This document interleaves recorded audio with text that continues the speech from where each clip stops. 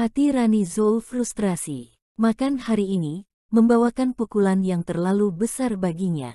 Terutama setelah mengetahui Eric Ling adalah Tuan Ling, perasaan dalam hatinya sangat bergejolak. Dia berteriak-teriak dalam ruangan karena merasa bersalah. Pada akhirnya, Winda Su yang tidak tahan lagi mendengarnya mulai menenangkan Rani Zhou. Justin Su mendesah, lalu dia membawa Rani Zhou kembali ke kamar dan menegurnya dengan tegas. Barulah perasaan hati Rani Zhou perlahan-lahan kembali normal. Justin Su berkata dengan serius, "Rani, Winda sudah dewasa, kariernya juga sudah mapan. Sekarang Eric Ling dan Winda bercerai, yang paling sedih dan tersakiti adalah Winda. Kamu ikut campur apa? Kamu begini hanya akan membuat Winda semakin sedih." Rani Zhou menyeka air mata dan mengangguk, "Aku tahu. Aku hanya menyesal, sangat menyesal, akulah yang hancurkan kebahagiaan Winda. Kalau dari awal tahu Eric Ling adalah Tuan Ling, bagaimanapun aku juga tidak akan memandang hina pada Eric Ling, terlebih lagi tidak akan memisahkan mereka. Masalah sudah seperti ini, katakan apa lagi juga tidak ada gunanya." Justin Su menegur, "Kedepannya terkait pernikahan dan percintaan Winda, kamu jangan campur tangan." Rani Zhou bergegas mengangguk, "Iya, masalah Winda kedepannya, aku pasti tidak akan campur tangan lagi. Putriku sungguh malang sekali." Salah. Surat pernyataan cerai tadi, hanya ada tanda tangan Eric Ling saja, Winda tidak menandatanganinya. Asalkan Winda tidak tanda tangan, bukannya Eric Ling dan Winda masih belum cerai. Berpikir demikian, Rani Zhou memegangi lengan Justin Su seperti telah menangkap jerami penyelamat. "Justin Su, benar tidak?" Justin Su berkata, "Rani, kenapa kamu masih belum paham?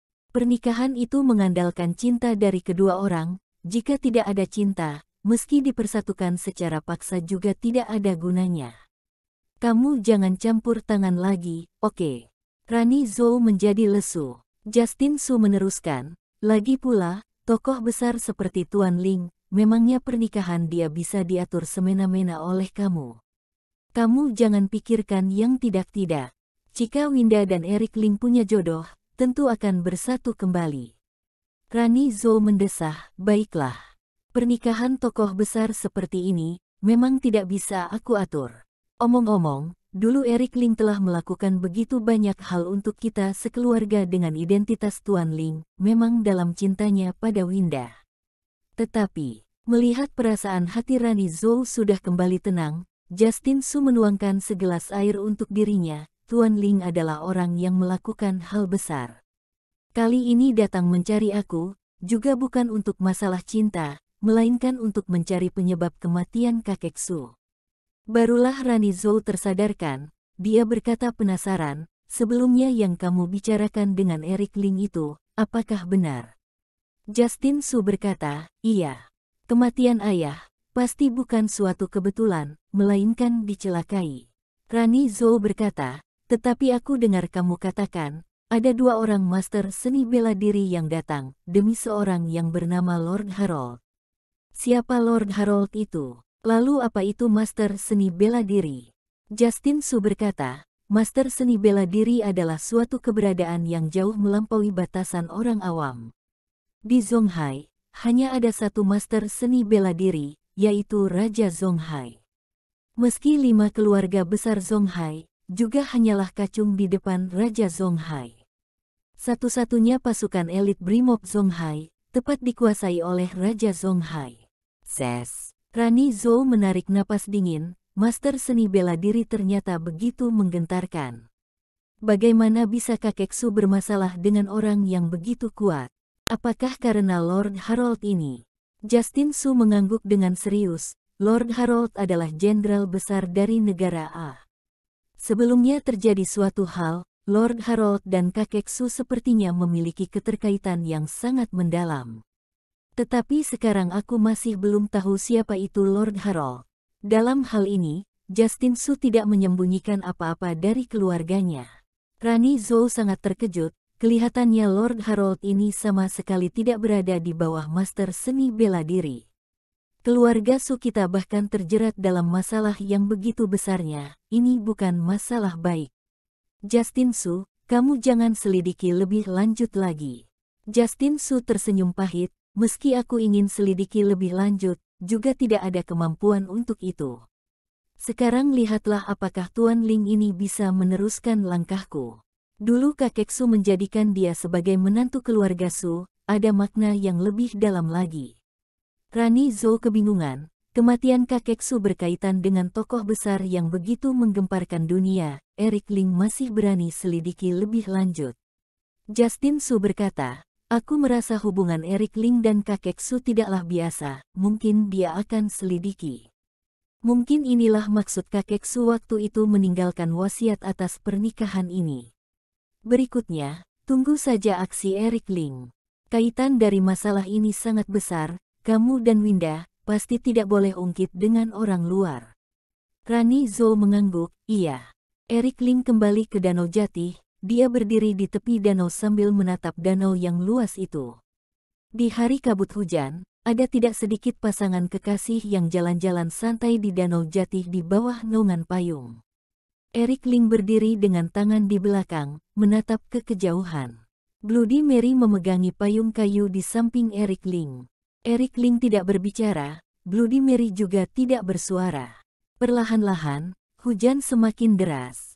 Bloody Mary mengingatkan, Tuan, hujannya semakin deras, dingin, kondisi luka Anda masih belum pulih.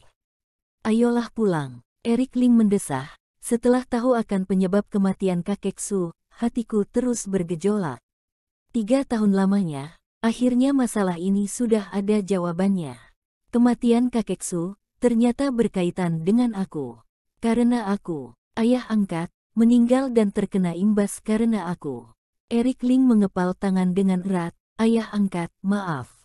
Eric Ling payah, tidak hanya tidak bisa membalas budimu atas membesarkan aku, malah kamu yang meninggal karena aku. Dalam benak Eric Ling teringat kembali atas adegan-adegan di mana dulunya dia yang telantar di jalanan dan ditindas orang-orang, lalu diadopsi oleh kakek Su.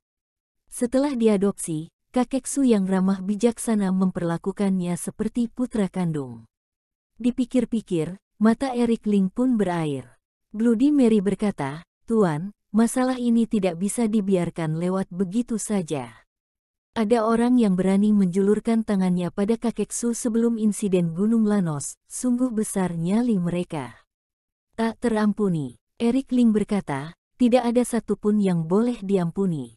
Aku akan cabut kepala mereka satu persatu dan antarkan ke depan makam ayah angkat sebagai kurban pemakaman. Hal paling mendesak sekarang ini adalah menemukan mereka.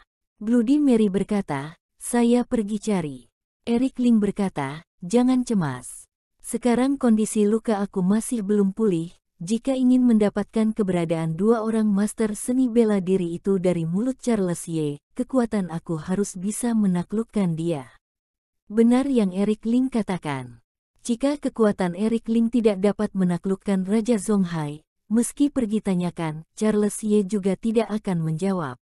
Bloody Mary berkata, cari Bella Su, dia bisa sembuhkan Anda. Eric Ling berkata, benar, hal berikutnya adalah mencari Bella Su untuk memulihkan aku. Begitu aku pulih, aku punya kemungkinan untuk menerobos ke tingkatan master seni bela diri. Eric Ling berkata dengan sangat pasti. Jika itu dulu, Eric Ling tidak berani mengucapkan perkataan seperti ini. Menerobos ke tingkatan master seni bela diri, bercanda apaan? Ini adalah hal yang bahkan tidak berani dibayangkan orang lain dalam hidupnya. Meski master ilmu bela diri juga tidak berani berkata bisa menggapai tingkatan master seni bela diri. Di Zonghai yang populasi penduduknya sejumlah puluhan juta orang, yang sedang marak akan ilmu bela diri, yang sudah lama berkecimpung dalam dunia ilmu bela diri dan dunia seni bela diri kuno, master seni bela diri yang diketahui orang-orang juga hanya Charles Ye saja. Dapat dilihat betapa sulitnya ingin menjadi seorang master seni bela diri. Bloody Mary berkata, baik, saya akan pergi cari Bella Su, Anda tunggu saya. Di saat saya tidak ada, Anda pasti harus jaga diri baik-baik, jangan sampai terjadi masalah lagi. Eric Ling sangat serius. Kamu tenang saja, aku tahu batasnya. Bloody Mary pergi. Eric Ling berdiri sendirian di tengah hujan untuk lama sekali, barulah kembali ke rumah gaya si Heyuan. Di halaman rumah yang amat luas, hanya tersisa Eric Ling seorang diri. Dia kembali ke kamarnya dan memejamkan mata, dalam benaknya terlintas akan adegan-adegan tertentu. Vireton Nine Realm. Jurus pertama, matahari terbenam. Jurus kedua, badai pasir menerjang. Jurus ketiga, fajar menyingsing. 3 jurus dengan 18 gambar. Setiap gambar dan setiap detailnya muncul di dalam benak Eric Ling dengan jelas, lalu diresapi dengan mendalam, direnungkan, dan diperagakan. Waktu berlalu hari demi hari, kota Zonghai tetap tenang, seperti tidak ada apa-apa yang terjadi. Sampai suatu hari, Larry Chen mengetuk pintu kediaman Eric Ling dan tiba di depan kamar Eric. "Tuan, saya punya masalah mendesak, tidak tahu apakah boleh mengganggu Tuan." Lama kemudian, terdengar suara yang tenang dari kamar, "Masuklah." Larry Chen melangkah masuk bersama Anton Lu. Kamarnya sangat amat sederhana. 1 kasur, 1 meja kecil, 1 lemari buku, inilah semua dekorasinya. Larry Chen terkejut melihat semua ini. Jika bukan melihat dengan mata sendiri, siapa yang percaya Tuan Ling yang begitu tersohor di Zonghai ternyata hidup dengan begitu sederhana. Eric Ling menuangkan 2 gelas teh untuk mereka. "Ada masalah apa?" Larry Chen berkata, "Orang keluarga Qin datang mencari Anda, ingin menuntut penjelasan." Eric Ling mengernyit, "Keluarga Qin? Kita dan keluarga Qin tidak punya kaitan apa-apa, untuk apa dia mencari aku?" Larry Chen berkata, "Apakah Anda lupa? Sebelumnya di acara perayaan ulang tahun Lulu Zhang, Nona Su pergi menghadiri acara, tetapi malah dipersulit oleh Jordi Qin. Waktu itu Bloody Mary membela Nona Su, bahkan telah memotong lidah Jordi Qin. Aaron Qin, abang sepupu Jordi Qin, adalah tuan muda dari keluarga Qin. Ibu Jordi Qin adalah adik kandung dari Fendi Qin. Waktu itu Bloody Mary pun meninggalkan perkataan sebelum pergi, jika mereka tidak terima, tanyalah pada mereka apakah tidak puas dengan Tuan Ling. Sekarang, mereka memang sudah tidak puas dengan Tuan." Eric Ling menepuk dahi, Bloody Mary ini, sifatnya masih saja begitu ganas. Hanya tahu membuat onar saja, juga tidak melihat sudah berapa umurnya. Larry Chen dan Anton Lu saling bertatapan, keduanya berekspresi canggung. "Bang, kalau dikatakan ganas, kamu sendiri jauh lebih ganas daripada Bloody Mary, oke? Apakah masih sedikit orang yang digilas olehmu?" Hanya saja mereka tidak berani mengatakannya. Eric Ling berkata, "Yang Bloody Mary katakan, tentu adalah maksudku. Sekarang bagaimana maksud keluarga Qin?" Larry Chen berkata, "Masalah ini terjadi karena Nona Su, maka keluarga Qin langsung pergi menuntut ke keluarga Su. Sekarang, semua orang keluarga Su sedang menanggung amarah keluarga Qin di dalam villa. Winda Su sekeluarga bertiga juga terjerat. Nenek Su menghadapi pilihan yang sulit, takutnya akan mengkhianati Nona Su lagi." Eric Ling mendesah, "Keluarga Qin ini tidak datang mencari aku, malah pergi mencari Winda, benar-benar mencari sasaran lembek. Nenek Su juga adalah baling-baling di atas bukit, kemana angin yang deras, kesitulah dia mencondong. Jika kita tidak pergi, takutnya Winda akan rugi besar." Larry Chen berkata, "Iya, maka saya segera datang melapor pada Tuan." Eric Ling bertanya, "Siapa saja orang keluarga Qin yang pergi?" Larry Chen berkata, "Aaron Qin dan Hani Qin sudah memimpin ke sana." Hani Qin adalah adik perempuan Fendi Qin, memiliki kuasa besar di keluarga Qin. Selain itu, Aaron Qin juga memanggil Andy Qin ke sana. Eric Ling mengernyit, "Tidak kecil pergerakan mereka. Aku ganti pakaian dulu, nanti kita berangkat bersama." Di Sky High Villa nomor 99. Puluhan petinggi keluarga Su sedang berkumpul di ruang tamu besar di lantai 1. Nenek Su pun bertindak merendah, terus meminta maaf pada orang keluarga Qin. Hani Qin adalah seorang wanita berusia 40-an tahun, tetapi pemeliharaannya sangat bagus, terlihat seperti berumur 30 tahun. Dia mengenakan setelan jas warna paige, tampak sangat angkuh. Dengan jarak belasan meter, orang-orang juga bisa merasakan aura yang cakap luar biasa dari Nanikin. Hanya dengan satu tatapan mata, sudah memberi tekanan yang amat besar. Pemuda berusia 20-an tahun yang berdiri di samping Hanikin, mengenakan pakaian militer yang kekar dan gagah, tampak berwibawa. Itu adalah Aaron Qin, tuan muda dari keluarga Qin. Tuan muda dari keluarga pemimpin 5 keluarga besar, memiliki nama reputasi yang sangat tinggi di Zonghai, bahkan dapat dikatakan sebagai pemimpin generasi muda. Jordi Qin berdiri di samping Aaron Qin, dengan angkuh menatap Nenek Su yang bersikap merendah. Jordi Qin menunjuk Winda Su, "Ibu, lidahku dipotong karena dia. Jika bukan keluarga Qin kita hebat, lidahku tidak bisa disambungkan kembali lagi." Hani Qin duduk di sofa, dia melirik Winda Su, gadis yang cantik sekali. "Kalian keluarga Su sungguh besar nyalinya, bahkan berani potong lidah putraku. Apakah dalam mata kalian masih ada keluarga Qin?" Hati semua orang keluarga Su bergidik takut. Nenek Su menundukkan kepala, "Maaf, CEO Qin." Hani Qin berkata dengan dingin, "Mulai hari ini, keluarga Su tidak perlu ada di Zonghai lagi. Aku akan menghapus segala jejak keluarga Su di kota Zonghai." Jiwa Nenek Su melayang, dia bergegas berseru, "CEO Qin, ada hal yang ingin saya laporkan padamu. Winda Su sudah bukan orang keluarga Su lagi. Ini adalah silsilah keluarga kami, jauh sebelum ini, kami keluarga Su sudah mengusir Winda Su sekeluarga. Sekarang semua hal yang Winda Su perbuat, tidak ada hubungan apa-apa dengan kami keluarga Su." Chandra Su segera berkata, "Benar, sebelumnya Winda Su menyinggung keluarga Tang, kami keluarga Su sudah putus hubungan dengan Winda Su sekeluarga bertiga. Masalah kali ini, tidak ada hubungan sedikit pun dengan kami keluarga Su. Iya, waktu itu saat mencoret nama mereka sekeluarga bertiga, kami keluarga Su sudah menggelar rapat dewan keluarga. Kami semua bisa menjadi saksi."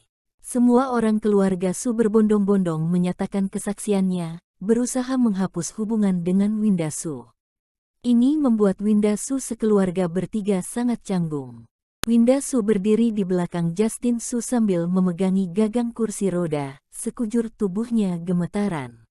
Wajah Rani Zhou putih pucat, "Nenek Su, sebelumnya Anda sudah katakan akan menerima kami sekeluarga lagi. Kenapa sekarang menemui sedikit masalah, Anda sudah terburu-buru ingin menghapus hubungan dengan kami?" Nenek Su berkata, "Aku memang mengingat kasih lama, tetapi tak disangka kalian sekeluarga begitu hebat mencari masalah. Keluarga Su tidak punya orang yang selalu mencari masalah." Daniel Su langsung berkata, "Orang seperti kalian, sama sekali tidak layak menjadi orang keluarga Su. Keburukan yang kalian perbuat, tanggunglah akibat buruknya sendiri." Terhadap permintaan baikan dari keluarga Su, Winda Su juga pernah melunak hatinya, juga pernah mengingat akan kasih lama. Namun di saat ini, sekali lagi Winda Su merasakan kebencian dan keputusasaan yang dahsyat terhadap keluarga Su. Sangat amat sakit hati. "Nenek Su, jangan berkata yang cantik saja. Pada dasarnya di dalam matamu, akankah aku Winda Su kembali ke keluarga Su? Semuanya tergantung apakah aku punya nilai kegunaan atau tidak. Sebelumnya melihat ada Tuan Ling yang menopang di belakangku, kamu ingin dekati Tuan Ling. Sekarang melihat aku menyinggung keluarga Qin, kalian merasa Tuan Ling tidak sanggup melawan keluarga Qin, lalu kalian langsung membuang aku." Winda Su menggertak gigi, "Jangan pura-pura mulia, masalahku sendiri, akan aku tanggung sendiri." Winda Su melangkah maju dan bertatapan dengan Hani Qin, "Masalahnya memang terjadi karena aku, kalian ingin bagaimana?" Hani Qin berkata dengan dingin, "Keluarga Qin paling menjunjung tinggi akan muka, kamu telah mencemari nama keluarga Qin, sekarang aku tentu akan mengambilnya kembali. Aku adalah seorang wanita, tidak boleh menyentuh darah. Aaron, kamu saja." Aaron Qin melangkah maju dengan tampang angkuh, menyinggung keluarga Qin, tentu harus masuk ke penjara keluarga Qin. Bawa dia pergi, setelah masukkan ke penjara, urus perlahan-lahan. Andi Qin dan Cody Yao melangkah maju hendak menangkap Winda Su. Dalam tatapan mereka penuh dengan rasa iba. Mereka sangat tahu, begitu masuk ke penjara keluarga Qin, maka lebih baik mati daripada hidup. Zonghai adalah sebuah kota yang sangat besar, terdiri dari 3 buah penjara. Salah satunya tepat dikuasai dalam tangan keluarga Qin. Begitu memasuki penjara keluarga Qin, yang akan dihadapi adalah kegelapan yang tak berujung. Sungguh sengsara. Semua orang pun mengetahuinya dengan jelas. Sebuah keluarga yang menguasai penjara, serta memiliki hak untuk mengerahkan pasukan pembela, betapa mengerikannya itu. Tak perlu dipikirkan lagi. Inilah alasan mengapa Nenek Su sekali lagi mengkhianati Winda Su. Apakah Tuan Ling dapat menangkal amarah keluarga Qin? Tidak mungkin. Keluarga Qin terlalu kuat, meski 4 keluarga besar Zonghai lainnya beraliansi, juga belum tentu adalah lawan keluarga Qin. Nenek Su mereka dengan diam menatap Andi Qin dan Cody Yao maju untuk menangkap Winda Su. Winda Su berdiri di tempat, membiarkan mereka menangkapnya. Sejak berpisah dengan Eric Ling, Winda Su merasa hatinya sudah mati. Seorang wanita lemah yang hatinya sudah mati, memilih untuk tidak melawan menghadapi tangkapan 2 orang praktisi hebat. Jangan. Rani Zhou menghadang di depan Winda Su, jangan masukkan Winda ke penjara. Penjara itu untuk menghukum pelanggar hukum dan pelaku kasus. Winda hanya menyinggung Jordi Qin saja, bagaimana bisa kalian masukkan Winda ke penjara? Apakah di dunia ini sudah tidak ada norma aturan? Jordi Qin berkata dengan dingin, hahaha. Bicarakan norma aturan dengan keluarga Qin. Sungguh lelucon besar. Sekarang sudah tahu takut. Waktu itu kalian potong lidahku, kenapa tidak tahu takut? Waktu itu bukannya kalian sangat congkak. Aku kira kalian punya Tuan Ling yang menopang di belakang, tidak takut apa-apa. Rani Zhou memohon, aku minta maaf pada kalian. Maaf, Tuan Muda Jordi Qin, kumohon, jangan permasalahkan dengan Winda. Jordi Qin melipat tangan ke belakang dengan tampang sombong, Winda Su bukannya menjadi wanita simpanan Tuan Ling. Ada Tuan Ling yang menopang, betapa congkaknya dia. Saat potong lidahku, gagah seperti harimau. Bahkan peringatkan aku, jika aku tidak puas, tanya saja apakah aku tunduk pada Tuan Ling. Hari ini kami keluarga Qin sudah datang. Di mana Tuan Ling kalian? Kenapa Tuan Ling tidak terus lindungi kalian lagi? Hahaha. Aaron Qin berdiri dengan tangan di belakang. Jika Tuan Ling berani datang, ini adalah kuburannya. Orang ini baru punya sedikit prestasi saja sudah menganggap dirinya hebat, beraninya beraksi pada orang keluarga Qin. Jelas-jelas sudah muak hidup lagi. Jordi Qin tertawa, benar kata Bang Aaron. Kali ini keluarga Qin sudah menampakkan muka, Tuan Ling itu pasti sudah ketakutan dan menjadi kura-kura di balik tempurung. Jika dia berani datang, Bang Aaron sendiri saja sudah bisa menabokinya hingga babak belur. Aaron Qin berkata, jika dia berani datang, aku tidak hanya akan lumpuhkan dia dalam hitungan menit, masih akan potong lidahnya, lampiaskan emosi untuk adik Jordi. Mereka saling sahut menyahut, sungguh asyik sendiri. Rani Zhou tenggelam dalam keputusasaan, tak hentinya dia memohon, tetapi sama sekali tidak ada gunanya. Andi Qin dan Cody Yao langsung mendorong Rani Zhou lalu menangkap Winda Su. Jangan, kumohon. Aku berlutut pada kalian, oke. Rani Zhou berlutut dan memeluk kaki Andi Qin dengan erat, sambil memohon dengan histeris. Tiba-tiba Jordi Qin maju dan mendorong Rani Zhou jatuh ke lantai, kamu wanita tua ini benar-benar tidak tahu diri. Menyinggung keluarga Qin memang harus menghadapi akhiran seperti ini. Keluarga Su sudah tidak menginginkan kalian lagi, Tuan Ling juga tidak berani melindungi kalian, atas dasar apa lagi kalian memohon aku? Pergi sana. Lalu Jordi Qin menaboki Rani Zhou. Ibu, jangan mohon mereka. Winda Su menerjang ke badan Rani Zhou, dia berseru, kalian mau tangkap aku ya tangkap saja, jangan pukul ibuku. Masalah ini tidak ada hubungan dengan ibuku. Aku tidak suka lihat dia teriak-teriak, oke.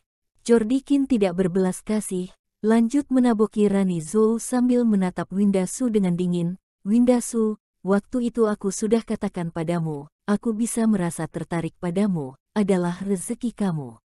Suruh kamu temani aku minum bir dan tidur semalam, adalah rezeki kamu. Tetapi kamu malah tidak tahu diri, mentang-mentang ada Tuan Ling yang menopang kamu, suruh orang untuk potong lidahku. Saat kamu congkak di waktu itu, apakah pernah memikirkan sekarang akan memiliki akhiran seperti ini? Dalam hati Winda Su saat ini sangat tenang, seorang wanita yang hatinya sudah mati, menghadapi hukuman yang seperti iblis, hatinya tenang tak beriak, masalah yang aku perbuat sendiri, aku tanggung resikonya sendiri. Kamu ingin masukkan aku ke dalam penjara, silakan saja. Jangan sentuh ibuku. Winda Su berkali-kali ingin maju menarik Jordikin, tetapi dia didorong ke lantai oleh Jordikin. Kalau tahu begini, kenapa begitu? Aku Jordikin ingin membuatmu tahu, harga seperti apa yang harus dibayarkan karena melawan aku Jordikin. Kamu hentikan, jangan pukul ibuku lagi, ibuku tidak baik badannya. Winda Su menerjang sekali lagi, tetapi dihempaskan ke lantai. Lalu Jordikin menaboki Winda Su. Rani Zhou menghadang di atas Winda Su, jangan bawa putriku pergi, jangan, dia adalah satu-satunya putriku, tidak boleh kalian tindas. Ibu, tidak peduli Winda Su berteriak bagaimana, juga tidak bisa berbuat apa-apa, hanya bisa melihat begitu saja Rani Zhou ditaboki oleh Jordikin sampai berdarah-darah. Jordikin semakin bengis, pukulannya juga semakin kuat, menaboki Rani Zhou dengan ganas seperti orang gila. Dalam hati Winda Su penuh dengan keputusasaan, dia mengeluarkan teriakan pedih. Tidak pernah ada momen seperti saat ini, yang membuat Winda Su merasa marah dan putus asa. Di depan kekuasaan mutlak, dia menyadari dirinya tiada beda dengan seekor semut. Hanya bisa ditindas orang lain, bahkan tidak bisa melawan sedikitpun. Keputusasaan ini membuat Winda Su merasa sangat sakit hati. Hanya dengan menjadi kuat, barulah bisa melindungi keluarganya sendiri. Menjadi kuat, kehausan untuk menjadi kuat, begitu kuatnya lebih dari kapanpun. Awalnya hati dia sudah mati, dia pikir dirinya mati ya mati saja. Namun melihat ibunya ditindas seperti ini, kemarahan dan keengganan dalam hatinya bangkit lagi. Berhenti oke, aku ikut kalian masuk ke neraka. Jika kamu mau aku bagaimana, aku ikuti kemauan kamu. Tolong jangan pukul ibuku lagi. Suara Winda Su serak dan rendah. Sekarang sudah tahu datangkan diri padaku. Sudah terlambat, aku Jordikin meski pukul ibumu sampai mati di sini, memangnya kenapa? Bahkan Tuan Ling yang kamu andalkan itu sudah menjadi kura-kura di balik tempurung, siapa yang berani larang aku? Siapa yang berani larang keluarga Qin? Jordikin bertampang bengis, lalu dia mengangkat tinju hendak menghantam kepala Rani Zhou. Tepat saat itu, ada sebuah tangan yang menghentikan tangan Jordikin. Siapa? Siapa yang berani larang aku? Mau mati? Jordikin marah besar, namun begitu mendongak, dia melihat seorang pria yang mengenakan jas zongsan hijau dan memakai masker. Entah bagaimana munculnya orang ini, tiba-tiba sudah menghentikan dia. Orang ini, tentu adalah Eric Ling. Untunglah Eric Ling muncul tepat waktu, kalau tidak begitu Jordikin menghantamkan tinjuan itu, Rani Zhou pasti akan gegar otak. Lampiaskan emosi kamu pada seorang wanita, kamu sudah tidak layak menjadi seorang pria. Eric Ling menggendong Rani Zhou dan menekan beberapa titik meridian di badannya, lalu dia menyerahkan Rani Zhou pada Winda Su, hanya luka luar, tidak ada masalah besar. Kamu, masih peduli padaku, benar bukan? Saat bertanya, Winda Su merasa ini adalah satu-satunya jerami penyelamat. Jawaban Eric Ling tetap begitu dingin. Kamu berpikir terlalu banyak. Mereka katakan aku menjadi kura-kura di balik tempurung, itu adalah ketidakhormatan padaku. Maka aku muncul di sini untuk menuntut kembali nama reputasiku. Tidak ada hubungannya dengan kamu.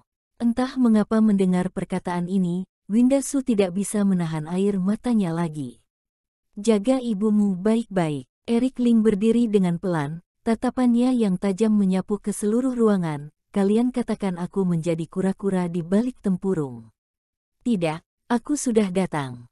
Tatapan semua orang pun tertuju pada Eric Ling.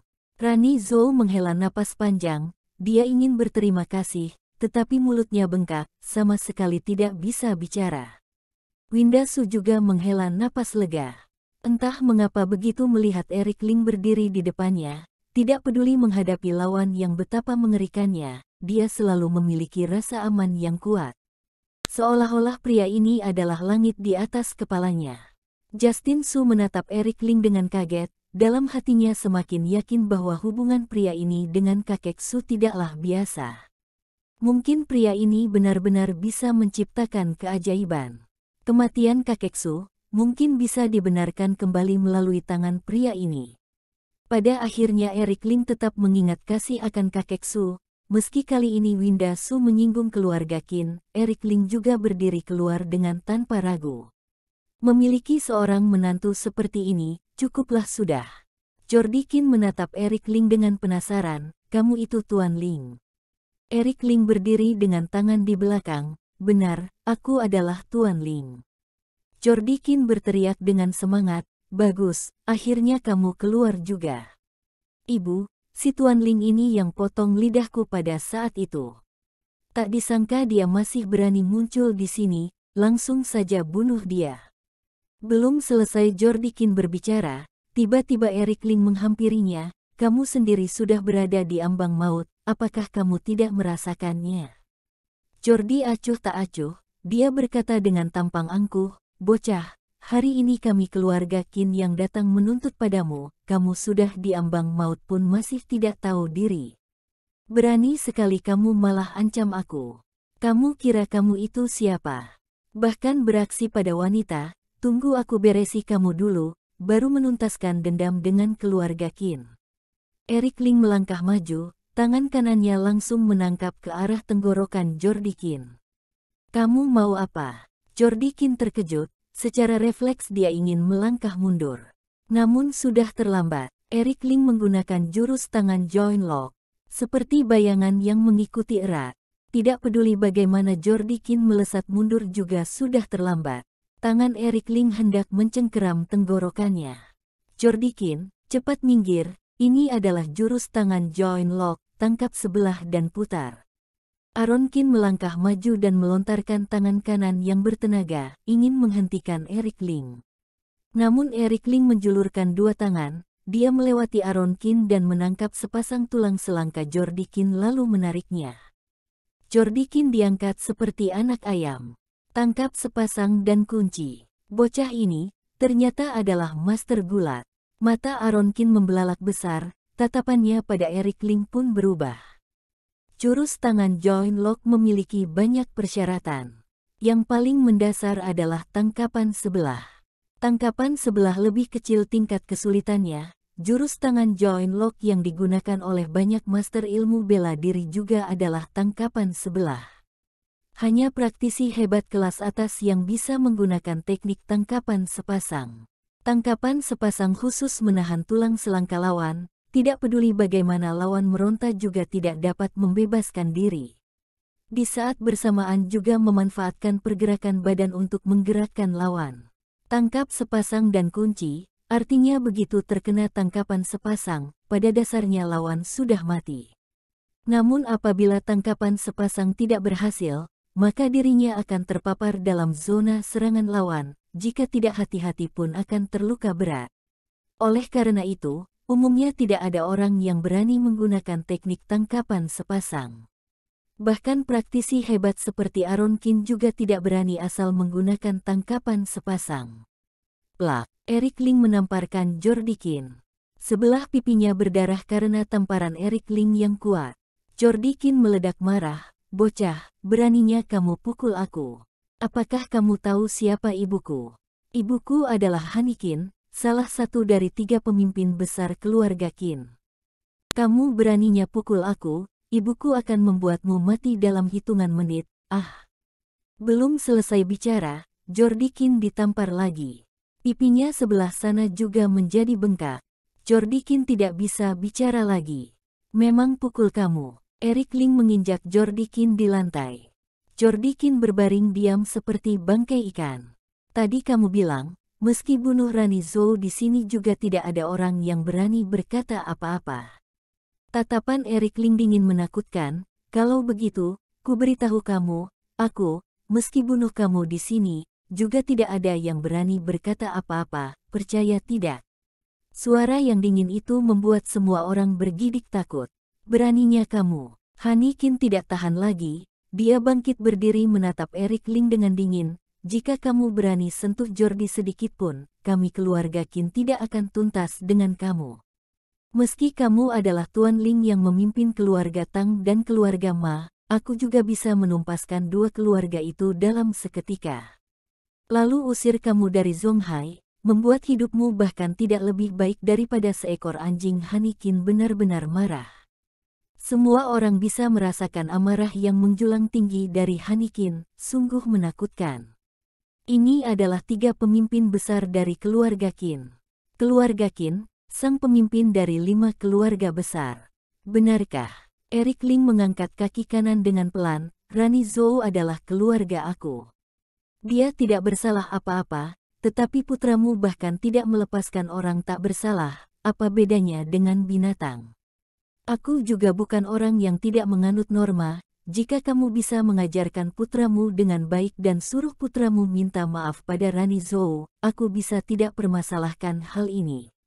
Ini adalah kesempatan terakhir yang aku berikan padanya, kamu pertimbangkan sendiri.